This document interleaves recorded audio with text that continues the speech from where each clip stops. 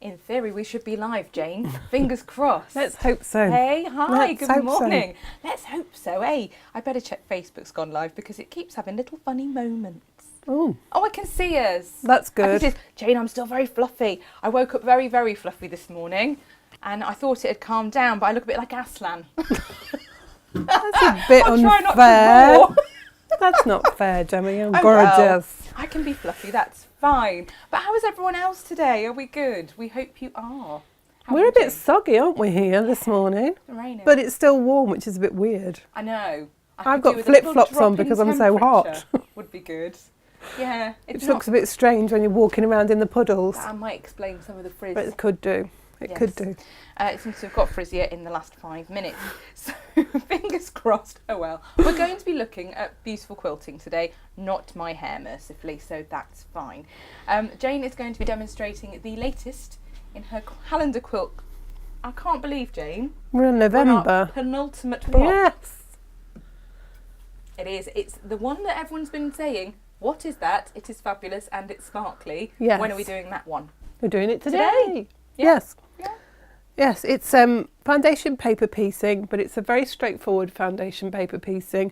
Hopefully this will finally get the ones of you that are like, I'm not doing foundation paper piecing, to have a go. Yes. So Yes. we'll have a look at that. We'll go into detail. We'll take it very slowly, step by step. You'll be able to watch it again and again and again. Pause me, start me again, take me back to the beginning, do it again. Jane, On their YouTube. you started quilting foundation paper piecing. Yes, it's didn't how you? I learnt. You Yes, did. And so to you, that's the easy way. it's the natural way for me. Yeah. So Yes. you're in good hands, that's all I'm going to say. But hopefully you're all with us and talking to us. Let's have a little look, shall we? Make sure we've got some engagement. Yes, we have. That tells me you're all here and can see and hear us. Marvellous. Susan says good morning, as does Bridget. Jane Vivash is with us as well. Good morning. Good morning. Claire Everett says, morning, very wet up here in East Yorkshire. If it carries on, I'm going to need a boat. Oh dear. I feel like that too. It is a bit damp. Yes. Sue Simpson as well, and Jimmy and Joy. And yes, they're all saying good morning to us, so that's lovely as well. And Cynthia says, good morning, my calendar girls. Oh yes. I love that film. And me. Although It's no one lovely. wants to see us in that. No. No. If anyone gets any clever ideas, no, we're not about to do a Natasha Makes calendar. No. Advent calendar, yes, and you really are now at Last Chance Saloon with that. I've seen a flurry of orders in the last few days, because you know, don't you? We have to get these packed up now. Packed up, boxed up and ready to send in November. And it's a huge undertaking. There isn't a profit in it for us with this calendar. It's something we do as our thank you to you. So if you are going to want an Advent calendar, you really do need to make sure you get your order in so that your place is secured. You're going to love some of the things. I've had a sneaky peek of some of the things that have been going in, and it's just lovely. It is. Fabulous. Just saying. And nice to give yourself a little gift every day through December. Although we had people last year that said they saved it through December Yes. and opened them on Christmas Day because they're the mum/gran or whoever, and they don't get presents per se as much. No. They're busy buying for everybody else, and it was just nice to feel like they'd got all these little surprises on Christmas. So however you choose to use your Advent calendar, enjoy it. Yes. That's what we'll say. It'll be lovely. Yeah. We did have one lady who said she kept it until January and then opened one every day through January. Oh, how because lovely. January's a bit... Yeah, it is a bit. Yeah. Which is nice. So That's a lovely idea, yeah. I thought so.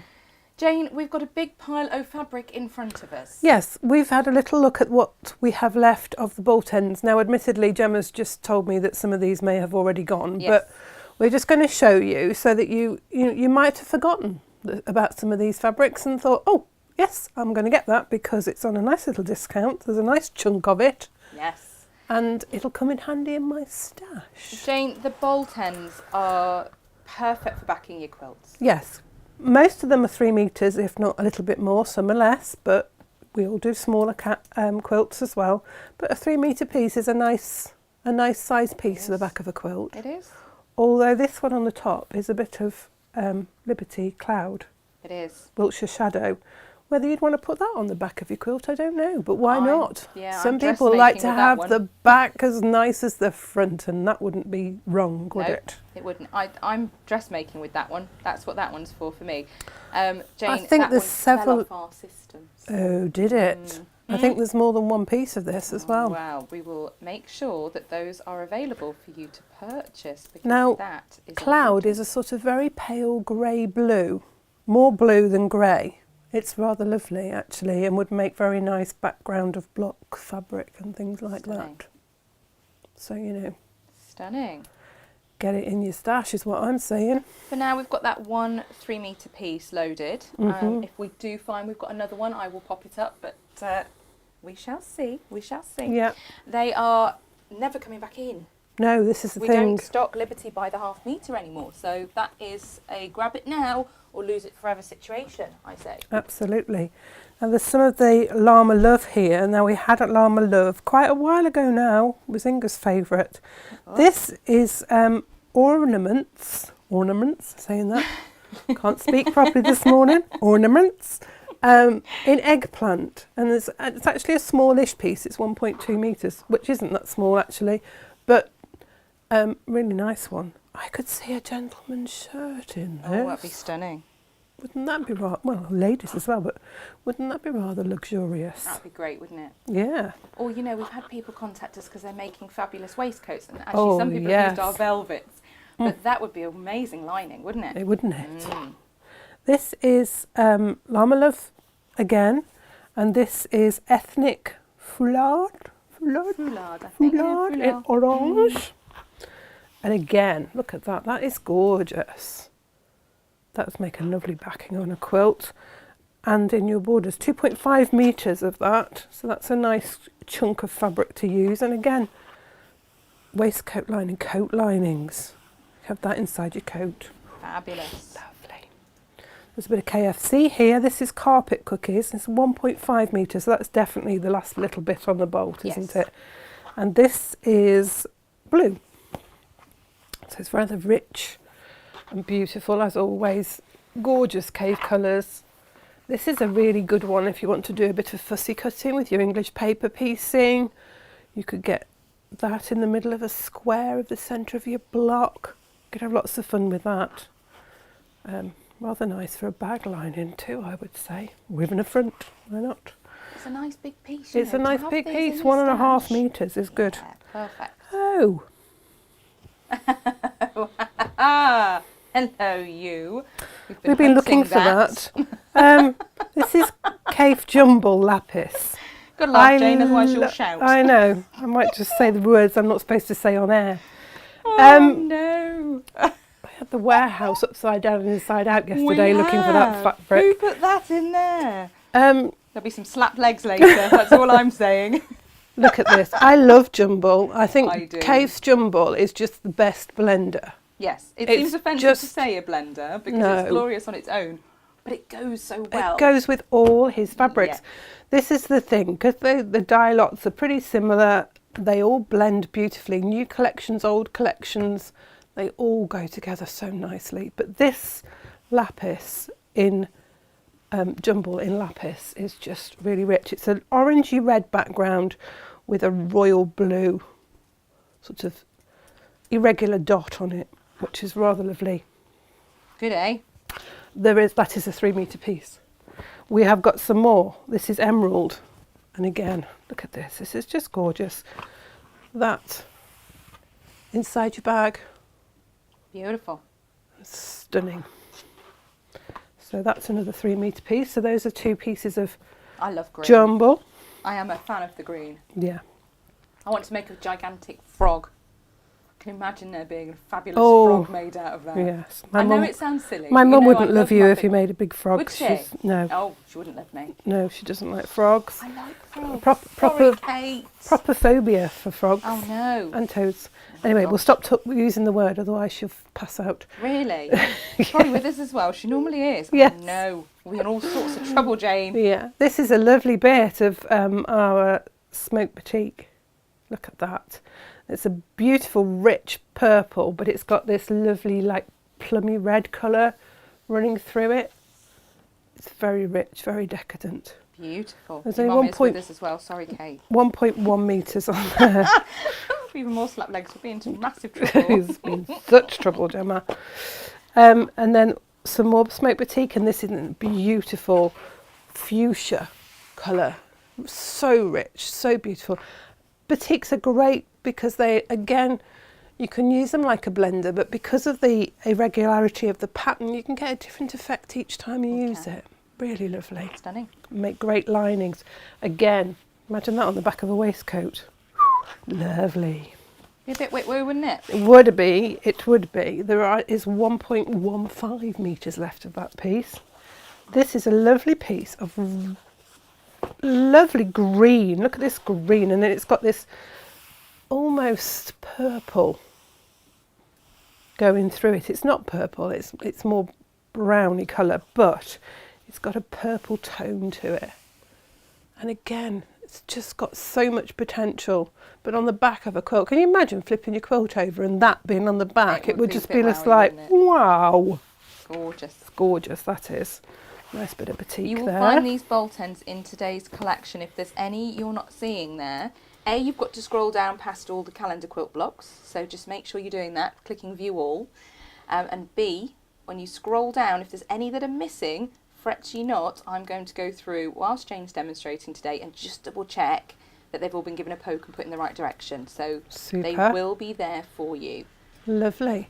Now, we had the cottage cloth. It's Andover Fabrics, isn't it? Yeah. Yes. So Rennie Nanneman. Rennie Nanneman.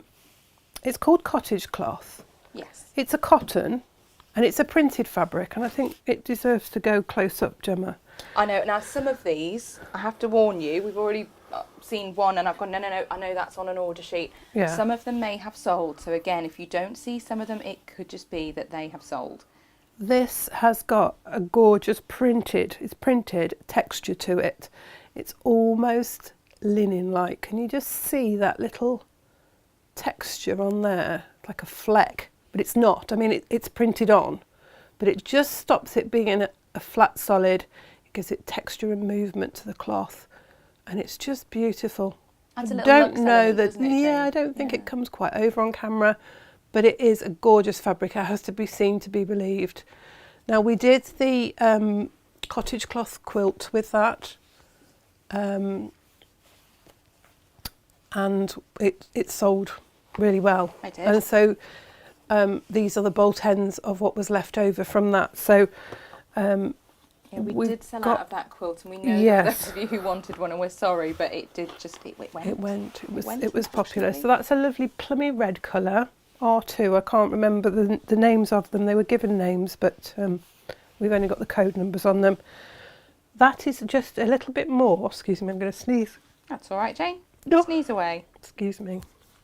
Really? Yes. Come on now, you can do better than that. Mine are great big like rah ones, not like your little fairy sneezes. 3.4 metres on there. So that's nearly 3.5 metres, that piece. We've got this Fabulous. lovely rich green. This is like an olivey green, and there's 3 shades of that. So you've got a deep shade, then a medium, and then a paler shade. And I just love the shading of that. You could make a gorgeous quilt with just those Couldn't 3 you? fabrics. And then we've got this lovely one, Cocoa. cocoa. That's a really sort of spice colour.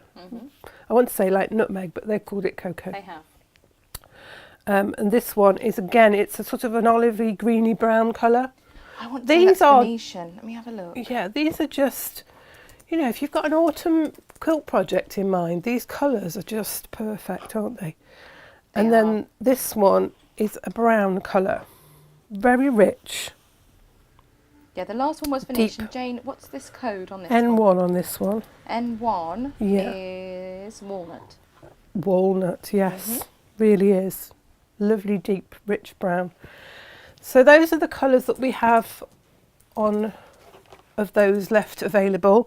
There might be a couple more pieces, Yep. but some of them may have gone. We have got some jersey. Now, we had jersey quite a long time ago. We did. This piece here will get loaded later today. And it will be a fastest finger first situation because that's your lot. 3.75 metres of this. It's lovely, isn't it? It's gorgeous. It's a beautiful colour. It's a lovely, lightweight jersey. A little bit heavier than t-shirt. You can imagine a nice batwing top in this. It'd drape really nicely. It would. It's beautiful. And that's such a lovely colour blue. Almost turquoisey, but not quite. Elastic jersey. Yeah. 95% viscose, 5% elastic. Elastine. Elastane, yeah. That's That'd be nice and cool. Yeah. It just makes me think of beautiful sea Yes. on holiday. It's beautiful. Yeah, it's beautiful definitely. piece of jersey. This one is heavier weight jersey. This is more like sweatshirt fabric, although it's not fluffy on the one side, but it's got again a lovely drape to it. It's got two sides as well, Jane. Yes. You need to see it. You can the see. reverse, I still think looks lovely. Yeah. You could use that. But I really like the idea of making sweater type tops out of this. Yes. But then it being a lighter weight because I do get too hot. You could make one of those draped cardigans, couldn't you, with that'd be really this? nice. Waterfall, like Yes, that's the cardigan. word. That'd be great, wouldn't it? That's a 3 metre piece. Lovely neutral colours as well. You've got Yeah. your grey, your lovely soft Sort of a aqua in bluey there. grey, isn't it? Aqua, and your then taupey colour. sort of taupe there, and then a deeper grey. Almost sort of brown colour, really. Beautiful. It is very nice. Nice weight jersey fabric, that is. And then this last piece is green linen slub, which Again, this one needs to get loaded up, so this will appear later today. again, it's quite a lightweight jersey. To keep your eyes peeled day, that's what it is. It's a lovely, it's got a sort of texture to it, like a linen, it's called linen. But there is a texture to this one. And it's a soft duck eggy blue colour. It looks quite grey on screen, but it's more sort of duck egg colour. But again, that would make a lovely top. We would. T-shirt type style. Lovely. And how much have you got of that one, Jane? Does it say? It does say It's 2 2 metres. metres. It's Good a 2 amount, metre isn't it? piece, that is. A nice chunk. Yeah. Perfect. So those are the bolt Excellent. hens that have been sitting in the box feeling unloved, and I think, you know, it's about time you gave them some love. Along with some new ones that we will Yes. make sure go live today. I've left my phone there. It's all going on, Jane. It's all going on. Just got things all over the place today. But calendar quilt today. Calendar quilt today. Actually, before we start calendar quilt though, I think we need to mention the elephant in the room / that rather beautiful item behind your Oh shoulder. yes, the Because V-clasp Natasha's been purse. making. Yes, Natasha's been making. Now Let's get it down Yes, and please. put it overhead. We did the V-clasp purse on the show previously, and Natasha made it in beautiful velvet, our cotton velvet that we stock here. We've got it here. We have, just here. Let me get And it she did it down. with a tassel in the middle. I mean, this would look great with a tassel also. But yesterday, she had a little moment and made it from the tile print, the Melba tile print of the Lisa Chandler. Doesn't that look absolutely exquisite? We had some new V-clasps in, so We did. And the Natasha wanted V-clasp, to make. to put it into perspective. Look, she's filled that with the small floral. Doesn't that look Yes, pretty? yeah. To put it in perspective, the V-clasp bag was demonstrated on the show on the 26th of September last year. So we're talking nearly 12 months ago. And we've only just got the clasps back in. So if this is a make you wanted to do, or if it's one that you've, fallen in love with and you've made before, those clasps are definitely worth stocking up on. I've popped them in today's collection so you can find them easily. The instructions are there as well. We will have a digital version later today. That will go up too. And this is the Melba fabric, which It is is. not going to be printed anymore. No, do you know, I feel like we'll just drop that in there, Jane, It with was no thought really for anyone who missed sad. yesterday. So Lisa has confirmed that she will not be taking forward because Melba's been around for a really long time, over 10 years. She's printing more. She's making a Yes. new collection, isn't she? This She is what it is. New collections are coming through and she's going to discontinue the Melba collection. So if you love Lisa's Melba fabrics, you will not be able to buy them once they're out of stock. We have got them tagged as last chance, so you can grab those. The only exception in the Melba collection, Jane, is the Melba fans. The fans are staying. Thank goodness. Because we're a fan of the fans. We are a fan of the fans. But I'm also a massive fan of the Melba collection in general. So if you do love the Melba Small Floral, which is such a fantastic blender. I mean, we do it for everything, don't we? We do love it. If you love the tile print, if you love the stripe, if you want the project panel, those will go. This is your last opportunity to purchase those. Yeah, get them when you can, because they're going fast. That tile print is a bit of a hero when it comes to that particular bag. I think she had a very clever moment there, did she not? Yes. However, Jane. Calendar quilt. Yes. For those of you that are just joining us in November and thinking, what are you talking about? It's only September. We decided that we would start making the block 2 months in advance. That would give you time to order it, get it delivered, make it in time for the actual month that it applies to. I designed it so that we could have it as like a perpetual type calendar, so you could make one block at a time, hang that somewhere looking pretty each month, or because the kits have got enough in it to make two, you could make a quilt like what we have here. The top 3 blocks of which we can't see because we've had to fold them over so that you can see the bits we're working on. Yes, but I can show you each month because we've got each but it's a block 3 made. across, 4 up situation if you make the quilt. Yeah, you could use each block individually. You could make seasonal cushion covers. You might like one that you really like. You might want to make it for the front of a bag. All sorts of things. You might want to make a Christmassy winter quilt and use all the snowflake pattern that we used in January. The pattern is there for you to use as you wish.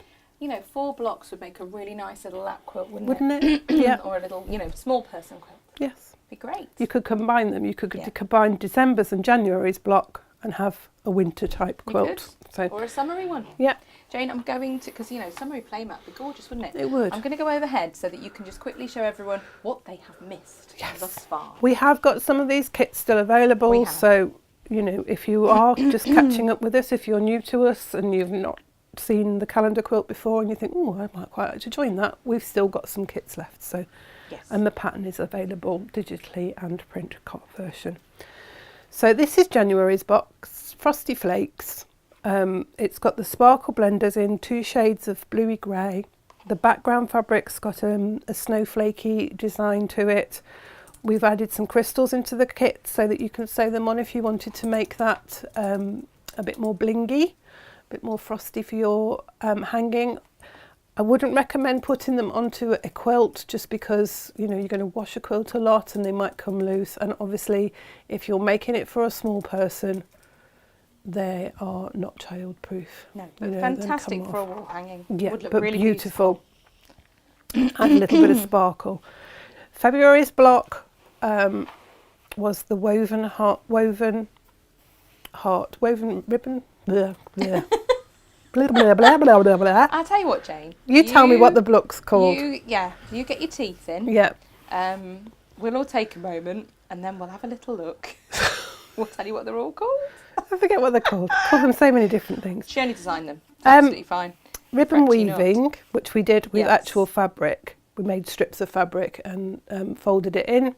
And then a bit of reverse applique. The whole point of the calendar quilt was to give you a little taster of different styles of patchwork techniques, just so that you could have a little go and think, oh yes, I love that, I'm going to do it more, or no, maybe that's not for me, but one will be enough. Jane, you called that one the ribbon weave heart. That's it. Just, something like that. Yeah. And then we've got March. March is a little bit of patchwork and a free motion embroidery applique. Lovely. March winds.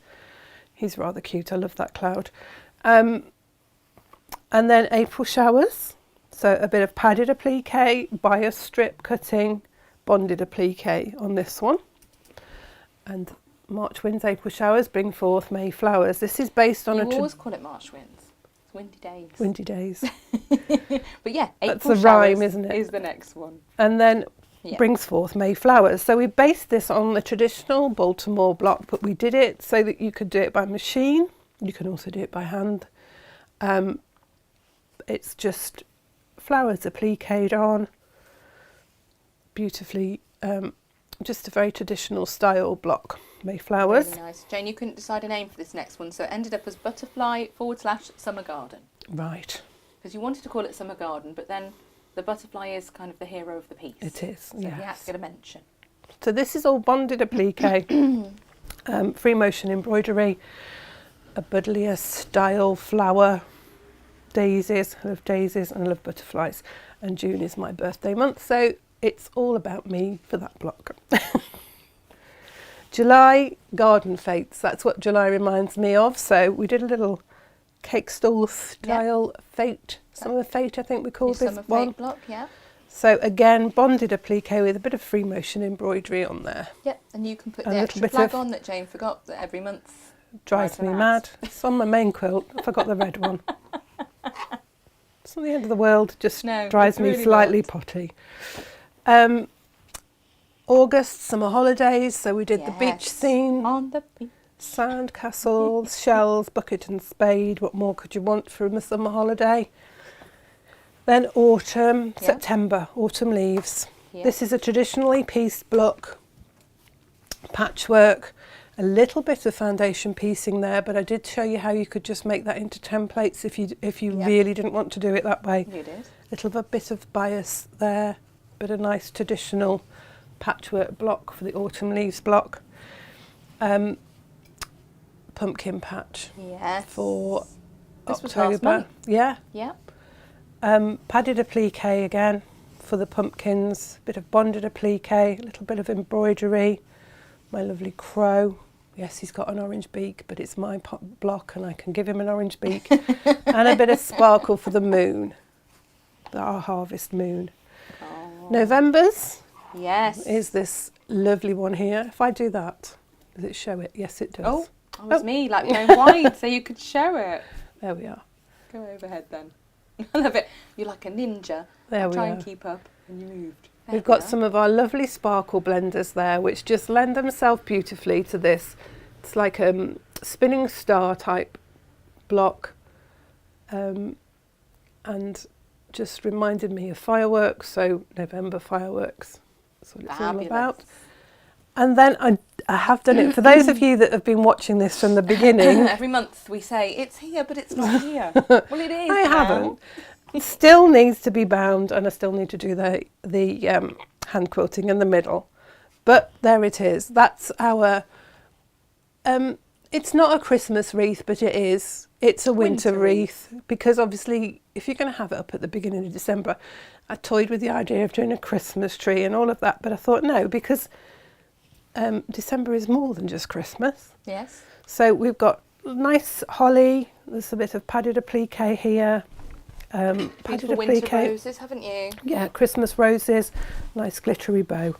So again, loosely based on the Baltimore style, but like a Christmas And wreath. I really love the idea of having this on your front door. Yes, you could do that. Yep, it's Yeah. your alternative wreath. Yeah. Great, So Jane. it's nearly done. Each of the individual hangings have a little sleeve on the back. I do. All the instructions are for the sleeve are in the instructions. They are. So each month, if you wanted to, you could make that into a little individual hanging. But if you are making a block for the quilt, then don't cut your blocks back until we get to put them all together. Yes, we will go through making how you could put the quilt together if you're going to make the quilt option. There Yes. will be a set of instructions for that. So, I'm not going to just say, right, there's December's block, goodbye, get on with it. We'll do a month where we talk about putting it all together. Yes, absolutely. Jane, we've had a question Yes. from Alice, and she says, will you be able to get the little display frames back in stock, please? I'm assuming you mean these. We wish we could. We keep trying. We have been trying and trying. Those came from America. Import is not our friend these days, following a certain pandemic and a certain deal that involved Europe. Yes. It's not been all the fun to get things in from America. We've had very great difficulty. Yes, it is not the easiest thing to do. No, and those in particular, the availability is just not there as well. So if we find them at some point, we will. However, the the sleeve you've made, Jane, you've got space there to put like a dowel in. You could put a dowel in and make it, and put string on the end of the dowel to make it sort of like a hanging like that. That was your first intention for it, really, wasn't it? And then we happened to have the frame. Yes. And we bought all the stock they had. It was a very long time ago. Yeah, I think it was one of the first things we had, wasn't it? Yeah. Yeah. They are lovely. But today's kit, Jane. Today's kit, you've got plenty enough. That's not English. You've got more than enough. Excellent Englishing, Jane. Really excellent Englishing. You've got a 1/2 metre of this beautiful, deep blue, almost black smoke batik. Look at that. It's blue. It looks quite grey black on the television on our screens. I don't know how it's coming over on yours, but it's a very, very deep blue. What I love about it, Jane, is when you do go to watch a fireworks show, yes, it's dark, but when the lights go off, you do get this blue haze across the sky. The smokiness, the way that it lights the sky, and the smokiness. So perfect. I love it. And then we've got a fat quarter of each of our sparkle blenders. So there's gold, teal, fuchsia, and orchid. Is that right? Orchid? Yes. The purple colour. So a fat quarter of each of those. So 1.5 metre of fabric in your kit, which is rather lovely. You will have enough and plenty left over to do your block. You'll be able to do 2 blocks and your binding with this 1/2 metre piece. I've done self-coloured binding because I didn't want to detract from the star in the middle. That makes sense, Jane. The star needs to be the star of the show. It certainly does. That firework in the middle needs to have its moment, doesn't it? The block is made up of 4 of these units. Oh, Cynthia says, Jane, that one of the top reasons she likes the calendar quilt project is all the new techniques she's learning. Yes. Today's technique especially, she's looking forward to. Yes. So you will get your pattern and it will have the template with it. If you buy the printed version, we will print off 4 templates for you. Yes. On thin, for want of a better word, cheap paper. Yes. The thinner and cheaper your paper for foundation piecing, the better. Yes. If Do you not use fancy schmancy paper. No, if you're going to order the pattern digitally, print off, photocopy your template. You'll get your template with it, but photocopy that 4 times or trace it onto greaseproof paper, your child's sketchbook paper that's really thin and crumbly, not lining paper because that's quite thick, but or if your printer will tolerate it, just cheap copy paper. Yeah, the cheapest, the thinnest you can get. Children's sketch pads, like sugar paper type paper is really good. You can buy papers that are specifically for foundation paper piecing. Yes. So they will go through your printer. It's just because you're going to tear the paper out at the end, and so you want a nice, easily tearable piece of paper. So you will get your template will look something like this. Yes. You need to trim it down with your paper scissors. I'm just going to reach across you, Gemma, excuse me. I'm using Natasha's paper scissors. Yes, they say paper on them. Don't use your fabric scissors. Don't use your fabric scissors. Jane, it's not a good idea to use your fabric scissors for your paper stuff, No, it isn't. You're just going to blunt them and they'll just, you'll regret it. Now I'm trimming this approximately 1/4 inch away from this thin dashed line. It's a very fine dashed line. It's the finer line. This fine line is your seam allowance. This is the edge of your block and then this is your seam allowance. So I am trimming it about 1/4 inch away from the seam allowance line. Don't trim it on the line. You'll just regret it if you do. It's not the end of the world, but you'll be like, oh, I shouldn't have done that. Not made my life easy. No, you're just Jane, making there are certain rules we break and that we say, oh, do this, and then we don't really. No. It's a bit like pinning. Sometimes we'll say, yeah, pin this, but we don't. No. But there are times when we really, really do follow our own rules. Yes. And this... Paper scissors is one of them. We just do not use your fancy scissors for your paper because you will be very cross with yourself. Yeah.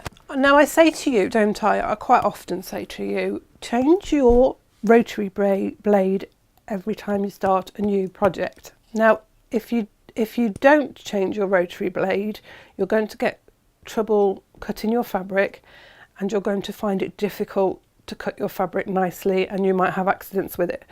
Saying that, if you keep your blades, you can use them for paper. Some people have a separate rotary cutter. So to have a separate rotary cutter for paper. Now, I would recommend having a new blade in to start this project, but as soon as you've finished it, change your blade, because you will have dulled it because you're cutting through paper and fabric. Yeah. Lecture over. Lecture over. I'm not bossy. I'm not bossy very often, but when it comes to things like that, I'm quite bossy. Mind you, my husband would probably say you're always bossy. Whatever.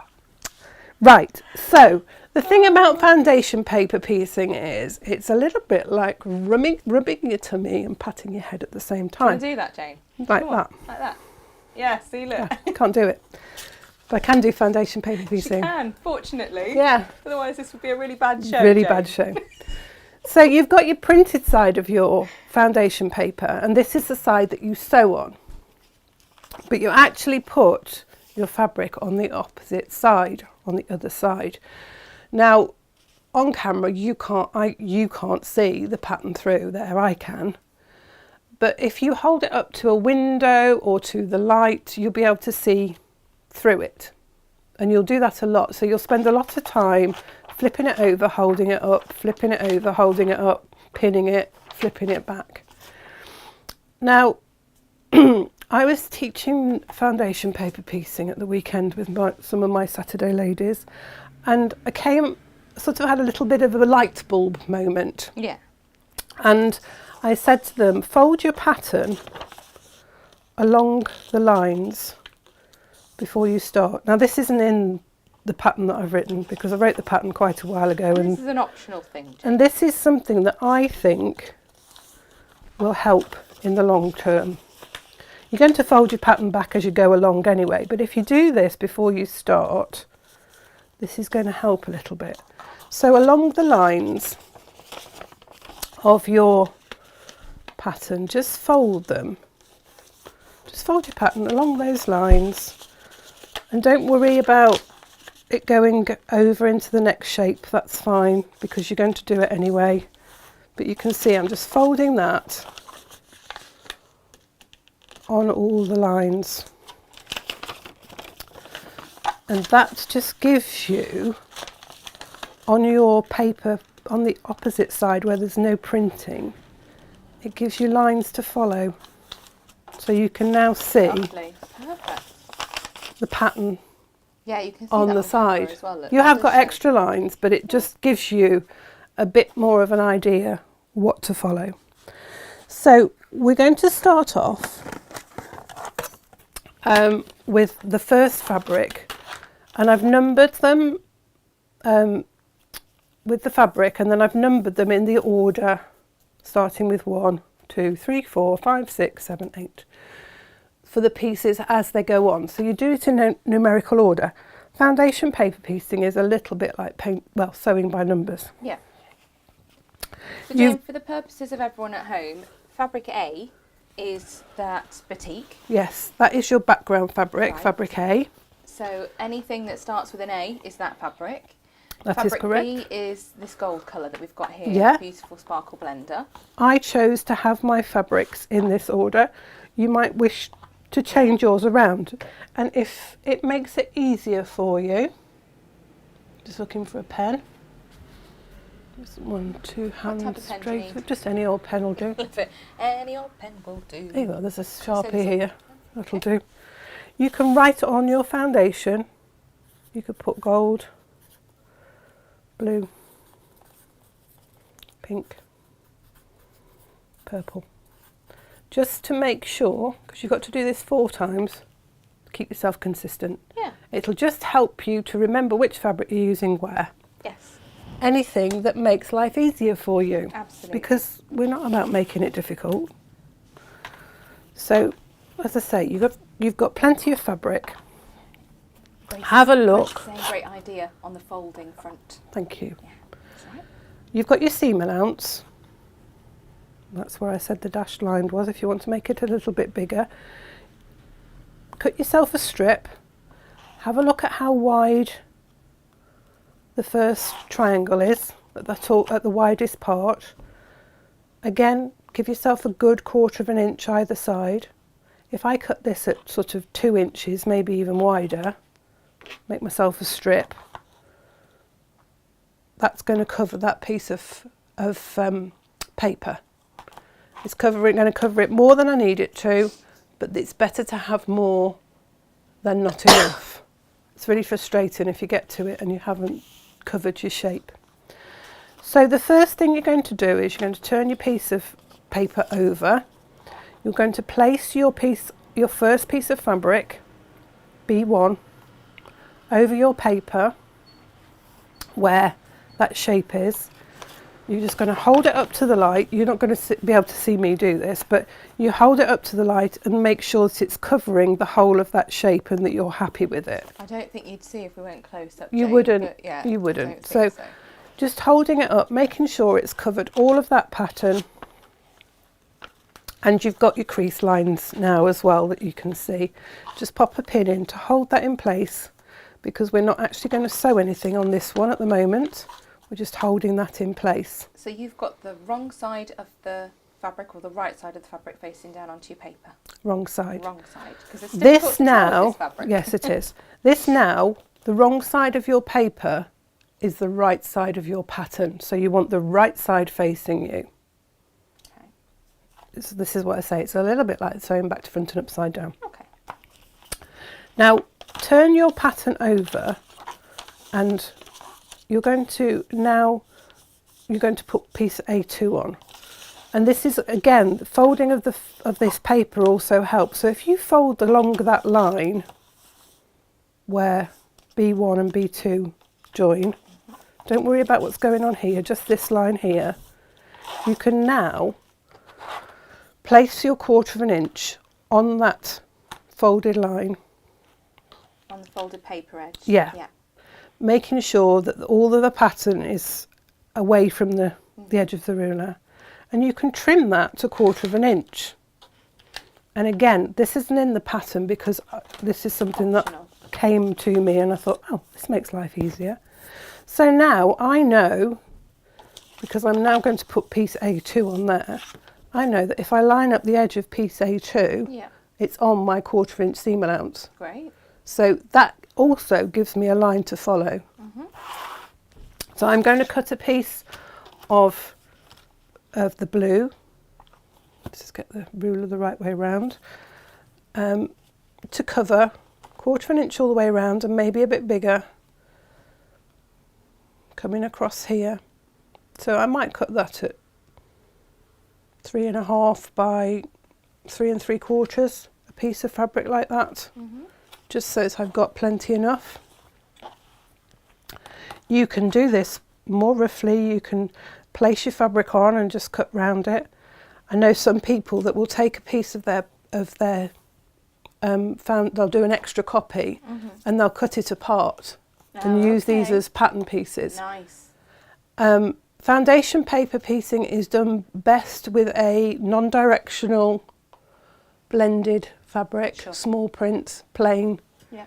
Because if you try and use directional and you want it to go one way and you think you got it the right way when you're looking at it this side, and you put it on the other way, it'll be the opposite way. And you That's get just yourself in a right old busy muddle. that's just something that might just drive you a little bit crazy.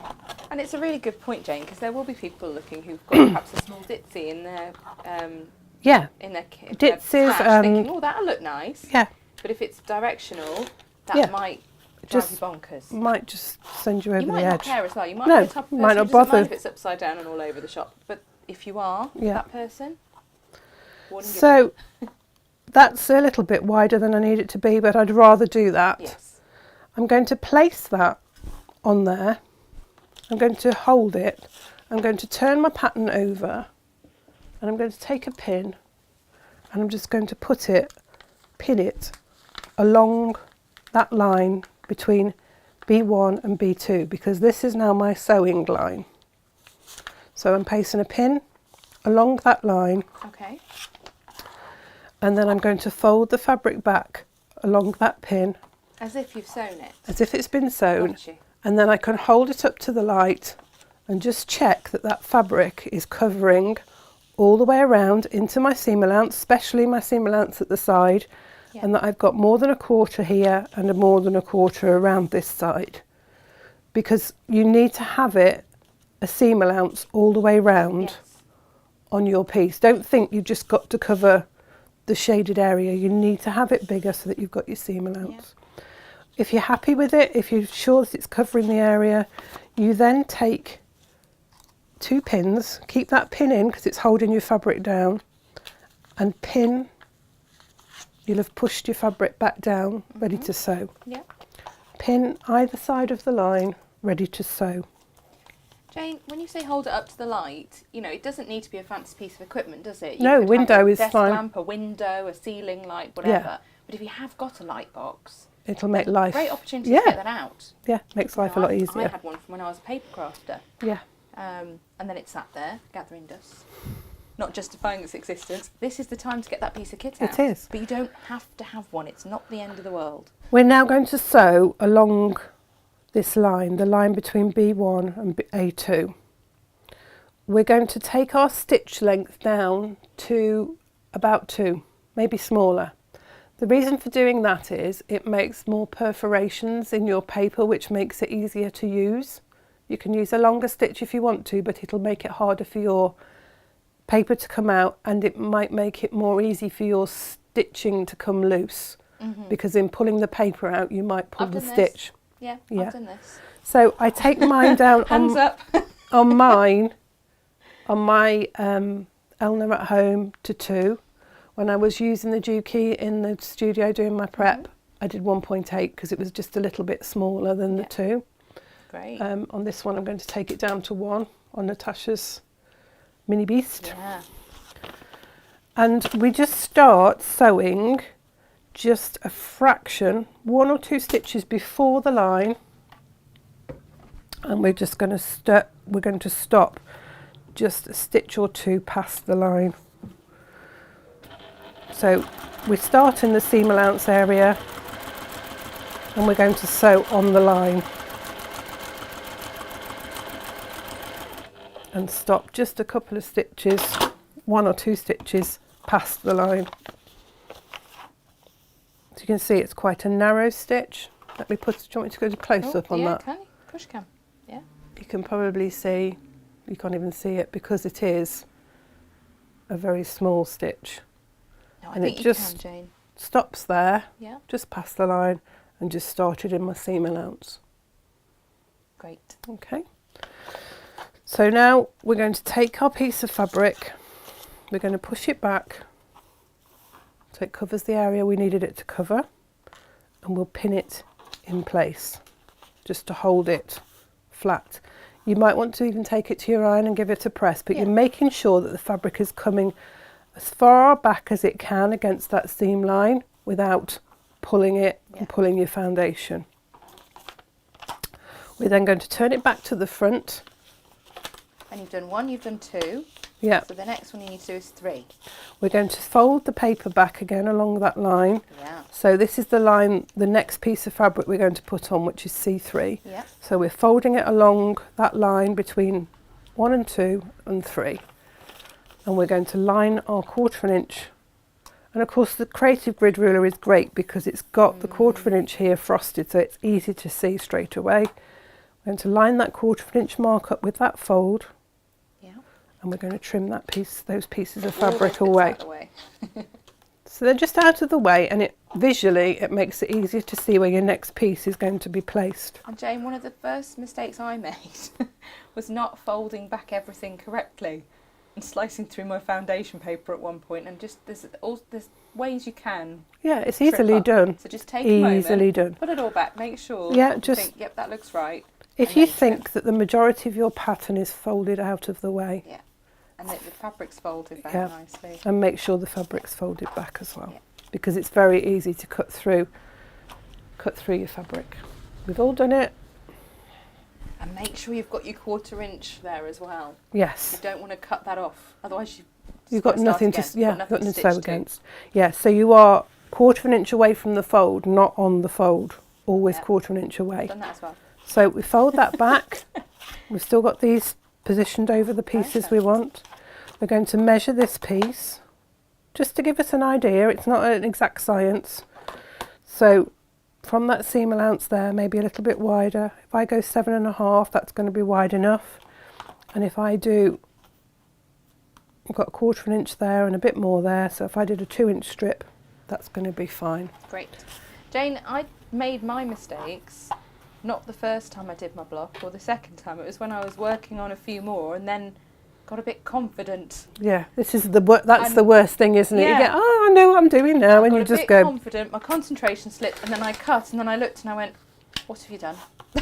Done it? It's so easy done. It's so easy to do. Yeah. I was making this one, and I cut through my piece of fabric that should have been covering the shape. Exactly. This is so you have to unpick it, and don't forget, because you've made a smaller stitch, it's really hard to unpick.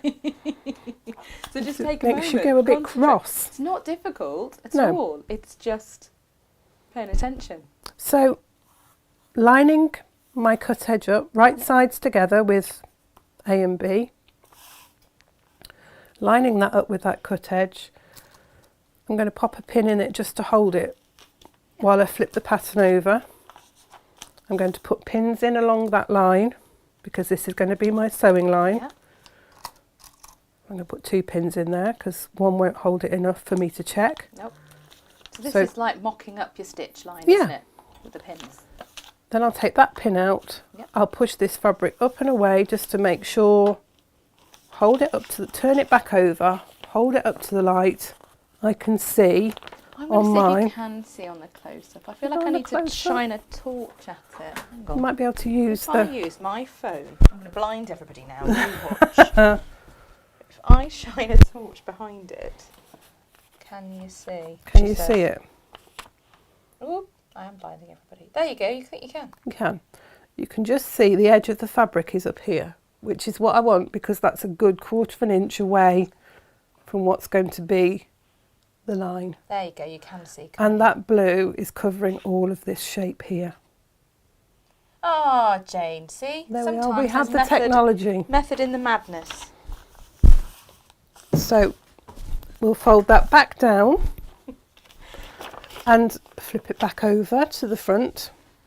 Sorry, back to the cameras. I've just tripped over the box of bolt ends. Yeah, there's not much room behind here, folks. Oh, it's like carry on quilting today. Push that back up so we know that it's covering there. We're going to flip it down so that it's ready to sew. Flip the pattern over. Now I can feel with my fingers where the fabric is, so I can I'm confident to put the pins in along there. Great. And I always leave these pins in until I have put these pins in to hold it while I sew it.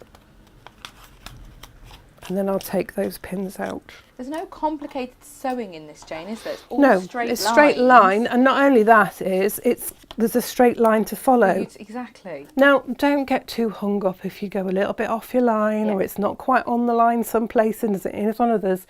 Nobody but you is going to know that. There's a lot going on in this block as well, so a lot will be lost. Yeah, in it will. You won't overall notice. You will not notice.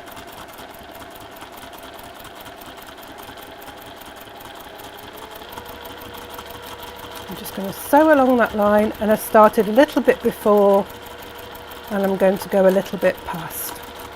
I'm just going to take that pin out the way and just a little bit, a couple of stitches into my seam allowance. And so nice to have a line to sew along. Yes, it really does make life easier. So now I'm going to fold that back. Yeah.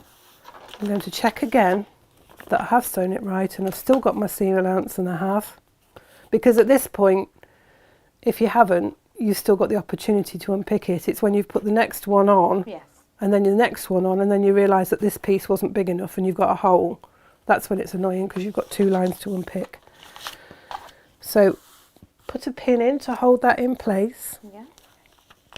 And then we're going to fold this back along that line that... No, we've done that one. Sorry, skipping ahead. So fold, making sure that's still folded down. In fact, you could put a pin in it to hold it, to stop it flipping back up, because it does that if you're not careful. Fold it along that line, and you can trim that 1/4 inch. Which you've lined it beautifully, Jane. So Yes. that's a lot there, but it This doesn't isn't- matter. It's just if you- worth trimming it. You know, if you've cut a bigger piece and you've got more of an overhang, that's fine as well. Yeah. It's just to keep it 'Cause you're going to trim neat, it and back. also Yeah. it prevents the shadowing. If you've got, if I'd left that big chunk of blue Yeah. under there and put that back, Yeah. the blue might have shown through. So If it just someone- keeps your If seam someone's more allowance comfortable tidy. using bigger pieces to piece it, Jane, that doesn't matter because you're going to No, trim it back because you're at going every to trim it, stage. yeah. And so now we're going to sew on A4. So I'm going to fold this line here back. So I've got that exposed. Mm-hmm. And I'm going to trim my quarter of an inch from that folded piece there. And again, this is now going to give me a line to work against. Great, So I need a piece now that's going to cover great. And that's A4. fabric A. And Yep. it's the fourth block. And fourth piece. Fourth This piece. is the thing, isn't it? You know, if anyone's looking, thinking, well, I won't know when to put which piece on. Jane has taken all of that away for you. Yeah. You know, she's done piece 1, piece 2, piece 3. So, you know, the next piece is piece 4. And because it's A4, you know it's fabric A. Yeah. It's made it simple. So if I cut a piece that's 3 3/4, that's going to be plenty big enough to cover that area. Mm-hmm. It's not going to be an exact science. That piece is longer than 3 3/4, but as long as I've got the width of it, I'm happy. You can't be too precious about your fabric when you're foundation piecing unless you're really confident with it and you know that you're able to position your fabrics. Because you're working back to front upside down, if you're not careful you might think, oh, that'll fit on there, and it fits that way, but then you sew it on and when you flip it back it doesn't cover the shape. Especially with So you have triangles to, and things, yeah, you because have to just yeah, think about it it. changes, doesn't it, when you flip it? It does. Yeah. So I'm just going to put a pin in there to hold it, flip it back over, pop a pin in along the line that I'm going to sew. Just like Good morning, so. Lois. Lois says, hi, ladies. Martin's telling terrible jokes to Indeed. make everyone laugh. And says, carry on quilting with a little winky face. Yes, it's definitely like that here most I do days. think, yeah, if we ever needed an alternative name, carry on quilting quilting would or be carry the on sewing would be the thing. Perfect one. You can. I don't need to hold that up to the light. You can see where that fabric comes. Yeah.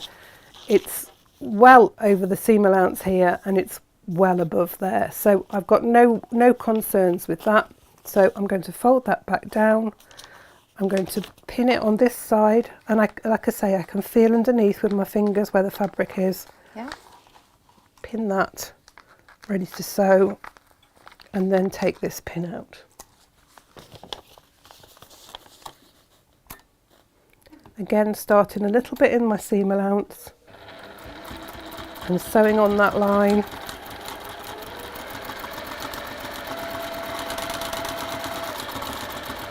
Oops, I went a bit too far there, but it's not the end of the world.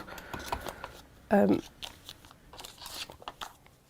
can then fold that back up, and I'm just using my fingers to make sure that I'm pushing my fabric as far as it'll go against that seam line there, just so I've got a nice crisp edge.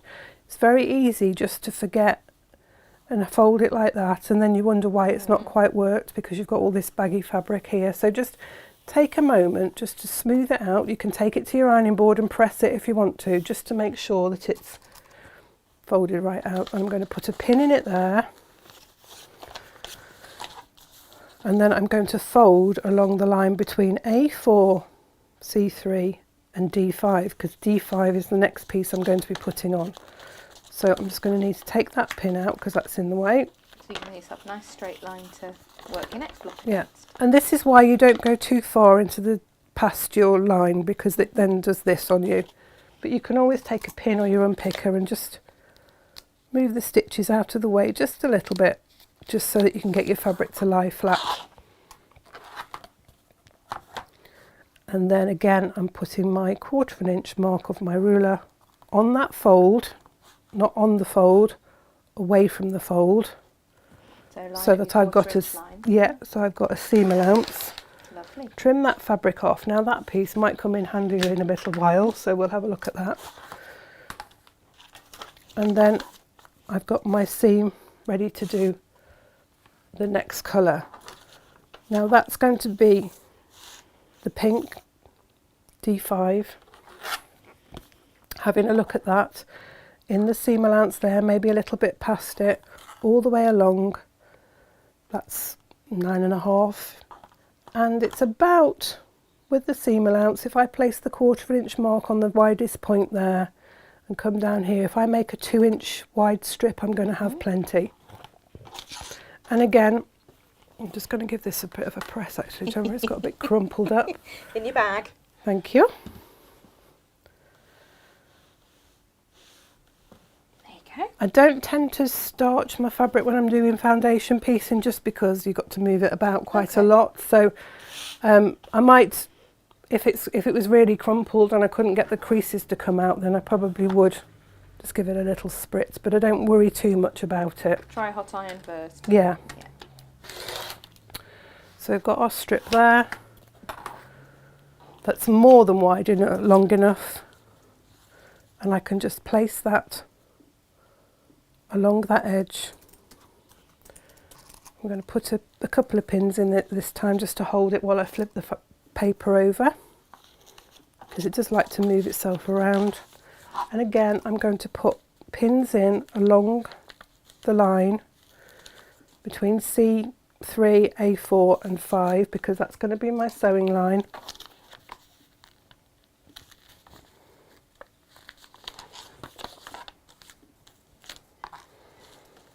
And just push that back against those pins, checking, and I can see that my fabric comes to about there, and that's the widest point. So that's the bit I'm going to be most concerned about, the widest bit, making sure I've got my 1/4 inch there.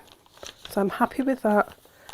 And to fold that back, I can feel with my fingers, I can put my pins in top and bottom of the strip, and I might, as I take this one out here, just stick that in the middle one as well, just to hold it in place so it doesn't bow in the middle as I'm sewing it. And then I'm going to sew along that line. I'm just checking there that I have got it nice and flat, because sometimes it sort of pushes itself when you're putting the pins in, it moves a little bit, so it's always worth just checking it, making sure it's smooth before you take it to the machine and sew it, because it does have a habit of liking to fold the corner edge over just as you're about to sew it, and when you put it back it's all folded up.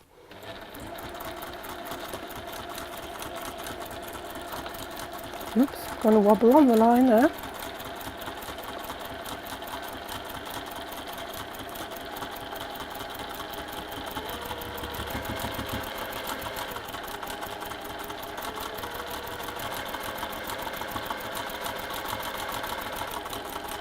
Jane, these sparkle blenders are great fun, aren't they? They are, yes. They're lovely colours, and that little bit of glitter that's in the fabric. I went a bit wobbly there, but it's hardly anything, so I'm not going to worry about it. If it was a real wobble, I might have unpicked it and gone back, but that's fine. I'm all right with that. In fact, we've got a little tiny bit of sparkle blender in next month's block, haven't we? Yes. With our bow. Yes. But they are available by the ½ metre also, so I've just... It does, actually, when you look at the quilt, the sparkle blender features quite heavily in the quilt. It's We've peeped it in here and there, January's block, and it's in April's block, and then there's a little bit here in July's, and obviously the August moon, the October moon, harvest moon. Yeah, so it's the raindrops in the April showers block. It worked really well because it gives that sort of look of glistening. Exactly. And even the shells on August have got a bit of the. I do like a bit of glitter. So just check that's gone up there. That's fine. Pop the pin in to hold it. So the next one I've got to cover is A6. So I'm going to fold that on the line of A6. Place the 1/4 inch mark against the fold, so I've got that 1/4 inch seam allowance to trim away. It's just constantly remembering, isn't it, to keep that 1/4 inch there. It just gives you that little bit. Now this piece here might just cover that part there. Have to be careful So I might turn it that way round. Might be able to. Yeah, would be happy to use that. You might want to use a bigger piece. There is more than enough in your kit for you to be using a bigger piece. You don't have to be frugal with your fabric. Don't feel you've got to be, like Jane is right now, frugaling all over the shop. No, there's no need for it. You've got plenty of fabric.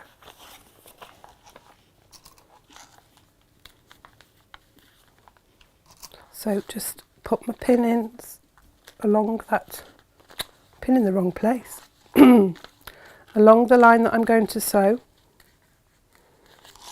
So that line there, fold it back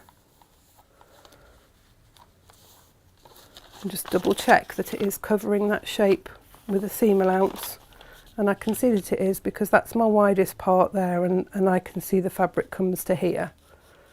Definitely covers over there because I can see it on that side, and feeling it I can see that it comes over here on this point here. So I'm quite happy that that's covering it. Just feeling it underneath to put the pins in, making sure it's straight. Pin in there and there. Take that pin out, just check that it's smooth, and then take it to the machine.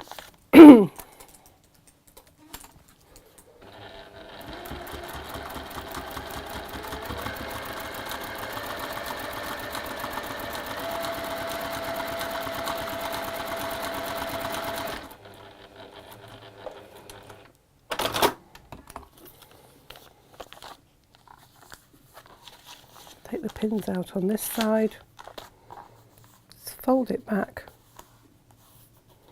just check again against the light that I've got it all covered, and I can see that it comes all the way down there, so I'm quite happy with that.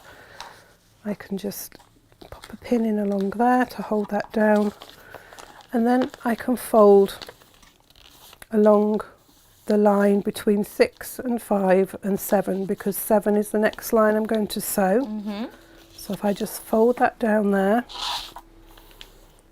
I can trim that edge there just out of the way, take some of the bulk out and fold that back. And then we want the piece, the next fabric, which is our purple. Just going to have a drink, throat's gone a bit croaky. Plan, Stan. You just talk so much, don't you? After a while, it's like, and come on now. Forget what it's like to talk so much. So looking at my pattern piece, 8-inch piece will be long enough. The widest part, if I place, making sure I've got 1/4 inch from this edge, and that's my widest part. Again, if I get a 2-inch strip, it's going to be plenty wide enough. I just cut a 2-inch strip off this piece of fabric, I can see that that's more than 8 inches, so that's going to be plenty.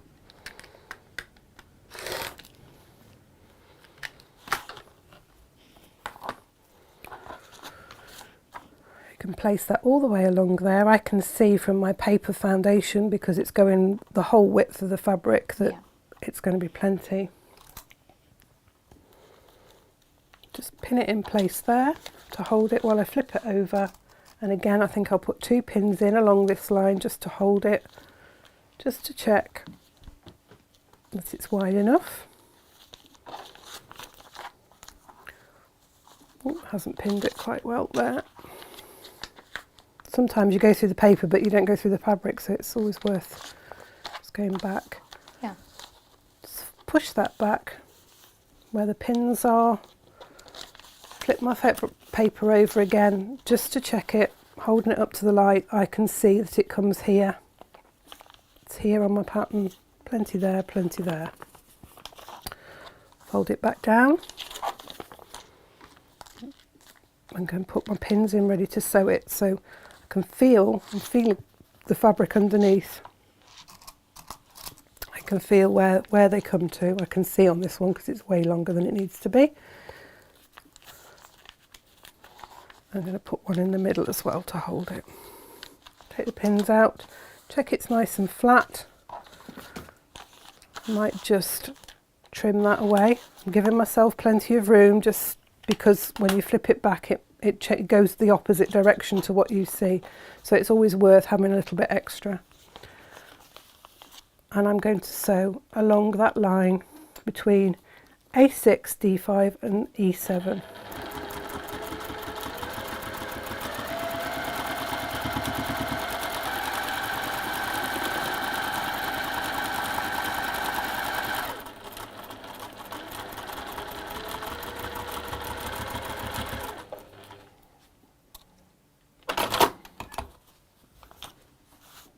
We can take those pins out, we can flip it back and we can just double check that we've got enough, and we have. It's still plenty of seam allowance.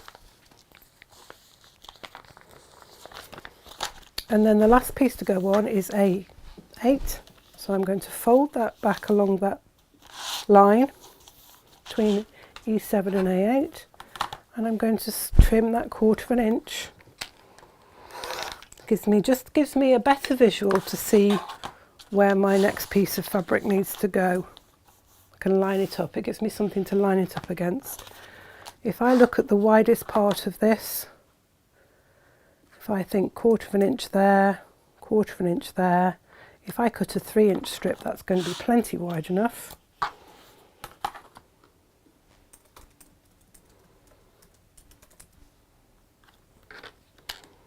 Just double check that. You start to doubt yourself after a while. Yeah, 3 inches is going to be fine. It's all right.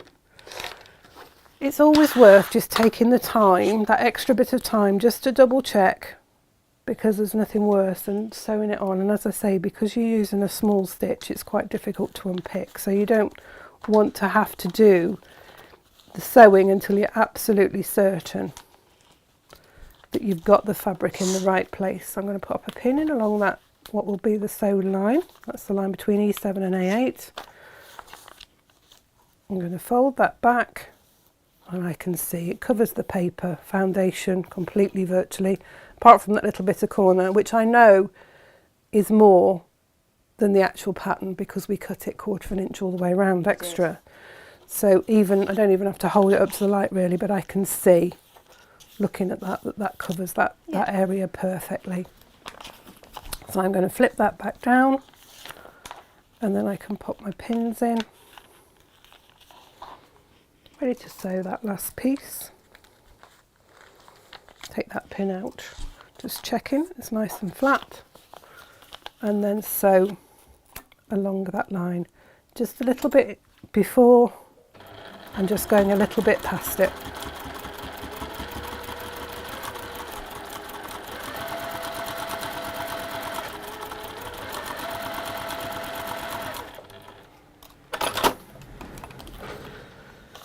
And so I can push that back and just hold that in place with a pin, like so. Some of these middle pins can come out. So exciting, Jane, look. So you can more or less see now that that's looking like the block. What I'm going to do next is I'm going to lengthen my stitch to the maximum that it will go. Okay. So I'm going to take it up to 5. I think it's 5 on most machines. And I am going to sew in between these two lines. It's just a tacking stitch really, but it's to hold all of that outside edge to your foundation. So just in between your edge of your pattern and your seam allowance line. It doesn't matter if it's not straight, if it's a bit close this side and nearer the pattern on the other. It's literally to hold the fabric to your foundation along the edges. So keeping everything tidy, Jane. yeah, it's just it just helps. It stops it flipping back and you know, you're trimming off the wrong bit and all of that sort of thing. Just take your pins out as you go around.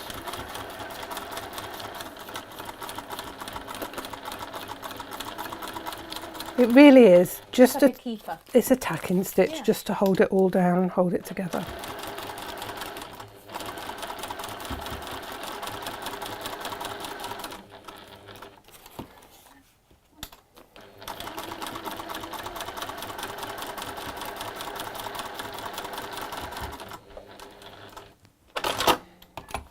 go.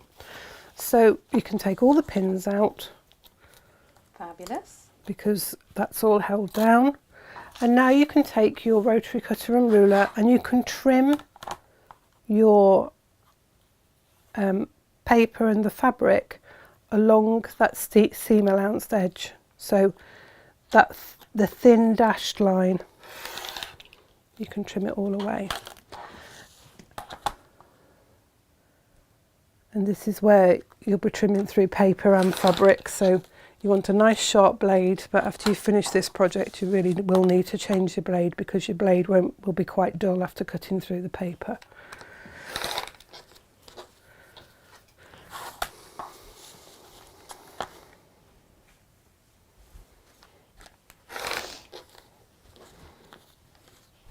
So you need to repeat that to make 4 of these units.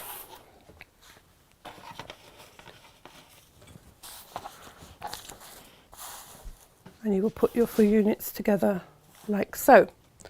So you're going to put them together in pairs, and because you've trimmed it, you know that it's exactly 1/4 of an inch because that's what the pattern is.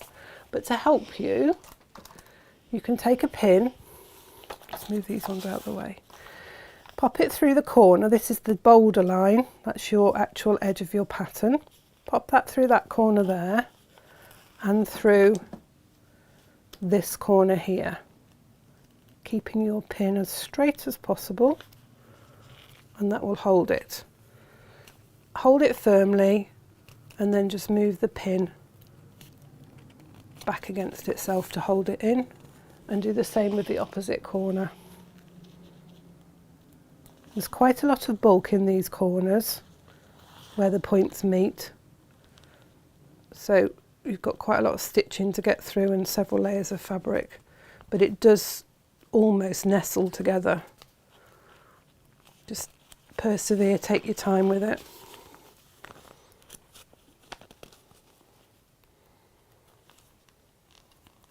It's always worth just taking a few minutes extra just to make sure.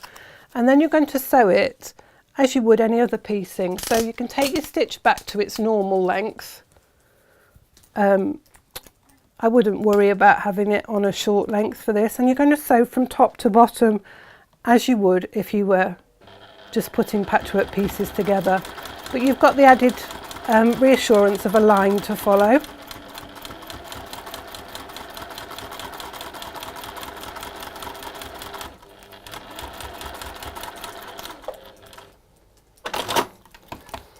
Then you're going to unpick your, have I got an unpicker? I didn't bring my unpicker. There it is. Is it? Yes, it is. Excuse me leaning over. Sorry, a nice picture of my face then. Sorry about that. Just unpick your tacking stitches on the right side. I just started doing it on the wrong side there. On this side, unpick those.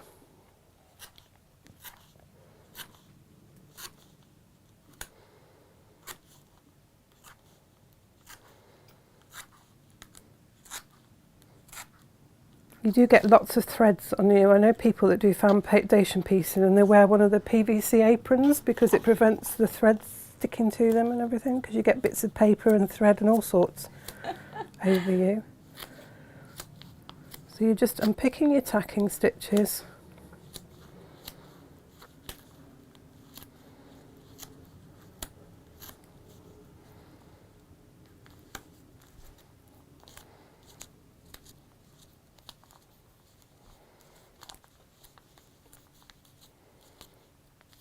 You do get into quite a rhythm when you're doing foundation piecing, you know, flipping it backwards and forwards and going. And it is quite relaxing way of stitching. Well, and then you can take your paper out and your seam allowance. Your pieces are nice and secure as well, aren't they? So yes, that's helpful. Yeah. There are people who would much prefer to quilt this way, you know, it's... And you can just rip the paper because it's against the seam allowance. But what I would do is I would just place your finger along the edge just to keep your stitch sort of flat. Yeah. You might find it gets to a point when it doesn't want to tear. And don't force it too much. No. If it gets like that, get a little bit of a cotton bud, I always find, with a bit of water on, and just rub it along the stitching then, just to loosen the fibres, and that'll quite often help the piece of paper to come out. So you, that before. Yeah, paintbrush cotton buds are good because they sort of retain the moisture a bit. So you've now got your seam allowance sort of exposed, if you like, and that will help you then when you come to push that back and give it a bit of a press. Now you've got quite a bit of bulk here. Don't worry about it too much, but just think that you've pressed that, and I've pressed it away from that, what is seam beam 1. So I've pressed it that way. Marvellous. And I will do the same on this one. Such a relaxing live stream to watch. And Sue says she's never thought about tacking the edge. Thank you, Auntie Jane. You're very welcome.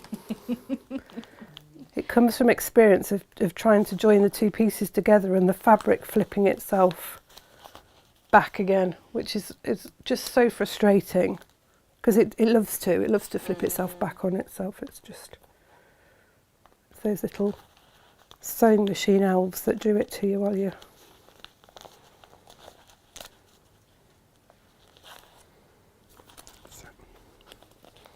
And we'll do the other side. So we're sewing 2 blocks together in exactly the same way.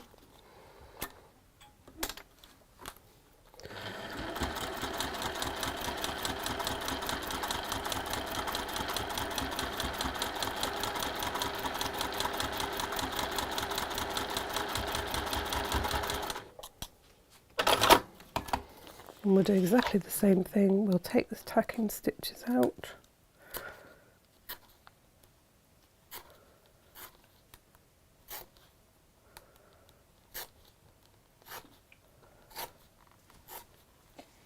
And Jane, we spoke earlier about not using your fabric scissors to cut your paper with. Obviously, with this project, you're sewing through paper, aren't you? Yes. So, would you change your sewing machine needle after this? Oh, absolutely. Yeah. Yes, definitely. I mean, I change my needle every project anyway. Yes. So, yeah, it's always worth having. I mean, when we say every project, obviously you make quilts. Yes, like I that. do. If you were making a little quick make that's a 10-15 minute make, we're not suggesting not then. Change their needles they there, recommend every 8 hours of sewing, don't they? Yeah.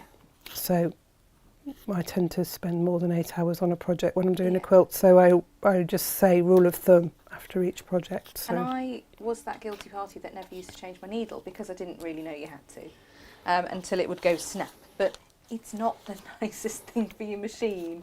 It's not the healthiest thing for your machine. No, it isn't. And also, you won't get... it doesn't have a good effect on your fabric either. It's using a blunt needle at the end of the day. It can, there's somewhere on the internet there is a picture of a needle that has been used several times, and it's got under a microscope, zoomed in millions of times. It's got bars in it, burrs in it, all sorts of things which will affect your fabric and your stitch. So, sometimes you'll be sewing along and you'll look at the reverse of your fabric and you'll find it's sort of missed a stitch, or it's got a little bit of loop on it. That's because your needle needs changing. It's one of the first things I do now. I mean, aside from unthreading and rethreading my machine, which sometimes will fix an issue, but if my machine's misbehaving, which is unusual, but I'll change the needle. Yeah. And how often it makes a huge difference. It's bonkers, isn't it? So I've pressed the seam the same way. They're both facing that way, but when I come to turn this around to join it, I've got one facing that way and one facing that way. So when I come to join these up, because you have got a lot of fabric here, it'll just help them join up together. And lots of pins holding that part there together. You might find that when you come to join this part here, it might be worth putting the walking foot on your machine if you've got one, just because you've got a lot of layers of fabric to go through and your ordinary foot might not like it.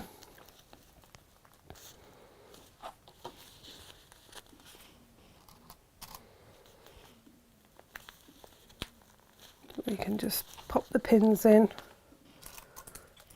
and we can put a pin in along this way, because as we sew towards it we can take it out, but it will just hold the fabrics together as you sew it.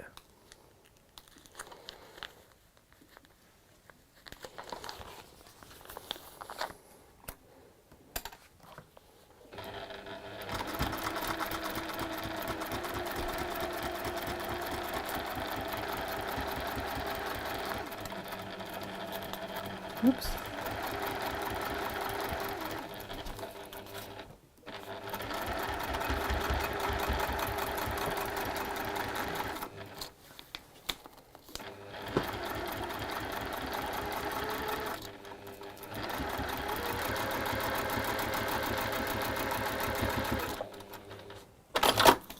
I probably would have taken quite a bit longer to make sure that my fabrics were all, and I've run out of bobbin.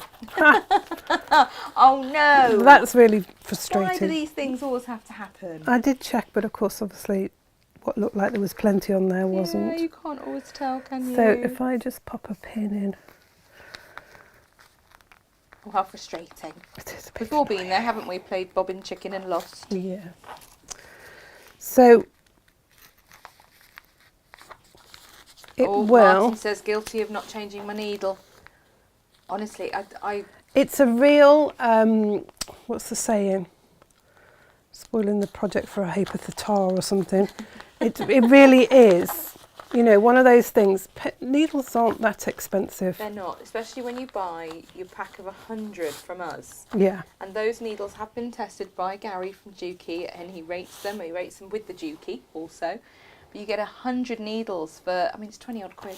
yeah. And It's under just- £30 for Just, 100. it's worth it getting them And then like you've that. just got them. And I get it, you know, when you buy a little tiny pack and you get, you know, 4 in there or whatever. Yeah, and one then of them, it and they're does all seem different a lot. sizes, and you're never sure Yeah. which size to use. But we sell they're good all-purpose needle, aren't they? Yeah. We sell them in an 80 size and a 90. That's just really personal preference. What Yeah. do you generally prefer, Jane? I tend to go with a 90. 90 is finer, isn't And it? I think Tash tends to go with an 80, but Yeah. you know, it is personal preference. Well, Natasha tends to be sewing with her bags and things several layers, so it's worth having that little bit thicker needle. And that's the difference, if in case anyone wasn't sure. But You're look going at to that have a lot of bulk here, and you'll be like, oh, it's not lying flat, it's not lying flat. Once you've got your papers out, you can open that up and you can splay it out. You can also trim a little bit back. And this is something that I do Yeah. when I've got a lot of bulk, is I'll spritz it with my fabric conditioner, starch, whatever, and then I'll bash it with a hammer. Not necessarily, I love you the know, confessions today. but it loosens the fibres of the fabric by wetting it, and then give it a smack with the hammer, and it'll lie flat then. Amazing. Just when you thought you'd heard it all Yeah. from Jane. I take a hammer bash it to with my a hammer. I take a hammer to my fabric. Yeah. I've heard of people wanting to take a hammer to their work or their machine Yes. when it's not going their way, Yeah. but that's a new one on me, Jane. Yeah. Oh, thank you. And then you'll put your frame around it if you're going to put it into the quilt Yes. or the binding. And I've done it the same because, as I said, I didn't want No. a frame that would detract from the actual fabric. Yeah. But I mean, you've got plenty of fabric if you felt you wanted to do a sparkly binding. Or if you wanted to make a stripy binding, Yeah, you know, from you multiple could do little that, bits, you could do absolutely. that, make something Absolutely. special. Why not? So yeah. Absolutely. Oh, it looks great, Jane. I love it. Love it. And don't, if it's not coming together exactly in the middle, don't No. worry too much about it. And worst case scenario, you can put a little gem or a button on it some to cover it sparkly up. fabulousness. Yeah. Yeah. Why not? But you've managed it. There, and there. Yes, So, it does. But yeah. there is a lot. Don't be off put. There's a lot of fabric in the middle, so it does sort of stick up a little bit. yeah, don't think you've gone wrong. No. Because once you get it into your quilt, you're not going to notice It doesn't are you? notice too And much. it's No, along the no, bottom edge of the quilt as well. Yes. So that bulk there, it's not like it's right up in the middle. or no. in It's between. not. It's and it sort of the wadding will sort of It wasn't, yeah. cushion its, around it. Yeah. I just quilted around the edge. Yeah, so you've echo quilted, haven't you, Jane? Yeah, You've just- not done if I anything can take in the block this. itself because I just didn't feel it needed anything. It's fine to. you can see on the back, you can see where I've quilted it. So I quilted through like a quarter, so half and half, and I think I went along the longest, not quite the longest points, Just to hold it all to the together. purple, just Yeah. through there. And then I've quilted around the outside edge. Perfect. It's enough to hold it. Yeah. It does. I feel it does. The fabrics don't really need any more to No. it.